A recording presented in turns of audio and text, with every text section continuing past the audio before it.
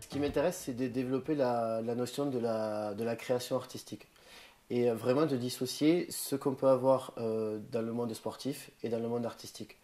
Et que la démarche d'enseignement, elle s'inspire de la démarche de la création, du processus de création artistique. On va partir de contraintes qui vont permettre de créer et non pas de partir d'une progression technique établie, mais vraiment de créer les techniques et de créer euh, toute la, toute la progression au fur et à mesure du cycle et au sein du spectacle.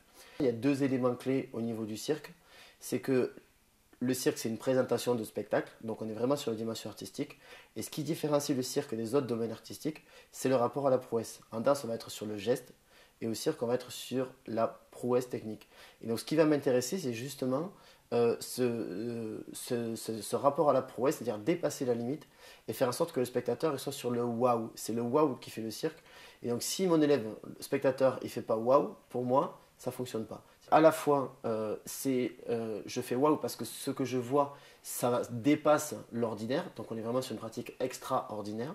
Et donc comment je permets à chaque élève individuellement de dépasser ce qu'il est venu faire au départ. Donc je lui permets de faire un pas en avant, de progresser vraiment.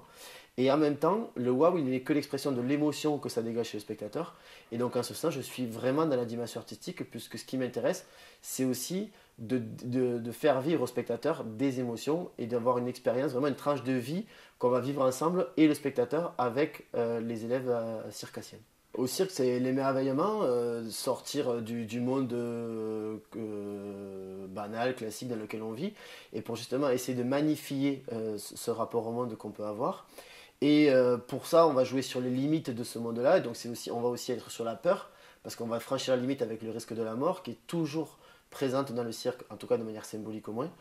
Et aussi, cette limite, elle peut soit aller vers le peur, soit aller vers le rire. C'est notamment le cas du clown, qu'on va peu travailler avec les élèves parce qu'on est moins sur le côté moteur.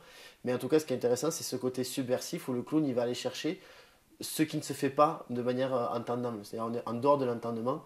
Et donc, le cirque, c'est toujours ça. C'est la limite classique, elle est à un endroit. Et nous, on va toujours essayer de la déplacer pour aller vers du plus quelque chose, en tout cas, vers quelque chose d'extraordinaire. Et sortir de la logique fonctionnelle pour vraiment aller vers quelque chose de plus artistique. C'est important aussi, dans un cadre scolaire avec les élèves, de mettre des choses ordonnées, clairement de proposer une structure très claire avec des repères très palpables pour l'élève qui vont vraiment l'aider à avancer. Et en même temps, cette notion de prouesse qui va d'extraordinaire et de sortir de ce qu'on pense a priori de soi qu'on peut réaliser.